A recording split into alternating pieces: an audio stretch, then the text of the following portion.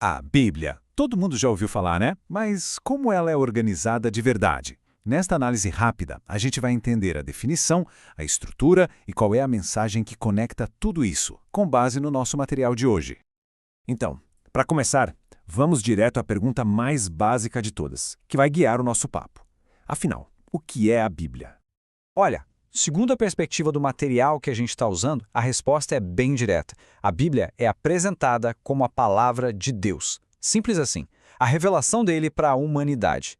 E essa palavra de Deus tem umas características bem específicas. São 3. A primeira é que ela é inspirada. Isso quer dizer o quê? Que os seus autores foram guiados pelo Espírito Santo na hora de escrever. A segunda característica é que ela é considerada inerrante, ou seja, a ideia é que ela não tem erros nos textos originais. E para fechar essa trinca, ela é infalível, o que significa que a sua mensagem, o seu propósito, nunca vai falhar. Agora, olha que fato interessante. Isso tudo não foi escrito por uma pessoa só. Foram cerca de 40 autores diferentes. Pensa nisso, gente de várias épocas, de vários lugares, mas que, segundo a nossa fonte, escreveram todos sob a mesma inspiração divina.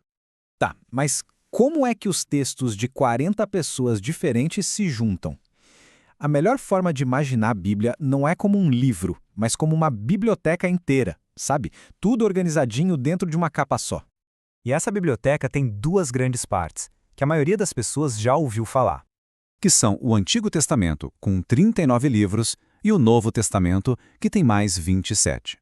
Somando tudo, 39 mais 27, a gente chega no total que forma a Bíblia protestante, 66 livros.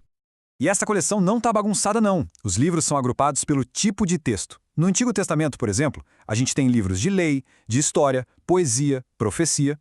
E essa mesma lógica de organização, de um jeito um pouco diferente, aparece também lá no Novo Testamento. Isso faz a gente pensar, né? Com tanto texto antigo por aí, por que exatamente esses 66 livros foram escolhidos? Como foi que decidiram? Bom, esse processo todo de juntar e reconhecer os livros tem um nome, é o cânon bíblico. Foi esse processo que definiu quais livros eram vistos como inspirados e que por isso deveriam entrar na Bíblia. E entender o que é o cânon ajuda a gente a ver a diferença entre esses 66 livros e outros conhecidos como apócrifos.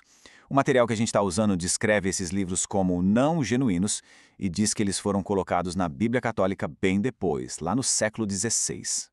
E por que eles não são aceitos na tradição evangélica? A fonte que a gente consultou lista 5 motivos principais.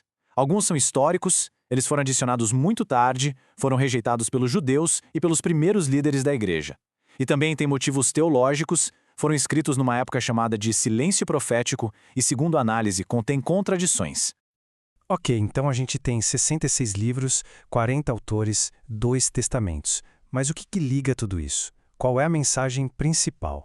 E a resposta, de acordo com o material que vimos, é bem focada. A grande linha que costura todos os 66 livros é a vida e a obra redentora de Jesus Cristo. Essa mensagem que, no fim das contas, transforma essa biblioteca de textos antigos em uma única história, com começo, meio e fim.